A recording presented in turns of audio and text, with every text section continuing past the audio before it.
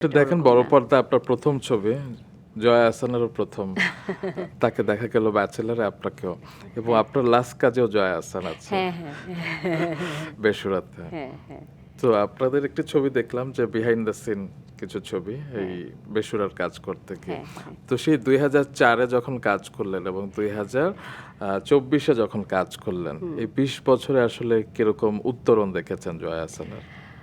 আহ, যখন শুরু ওই ব্যাচেলরের কথা, তখন আসলে ওনার সাথে আমার একসাথে কাজ করা হয়নি, আমাদের আলাদা আলাদা কাজ করা হয়েছে। আর এখনকার, হ্যাঁ, আমি ওটা বাদ দিয়ে আমি যদি জয়াপার কথা, উত্তরণের কথা বলি, নিঃসন্দেহে আমি বলবো যে জয়াপা যেটা করতে পেরেছেন কাজের ক্ষেত্রে, এটা তো আমাদের সবার জন্যই অনুকরণীয় আমি মনে করি।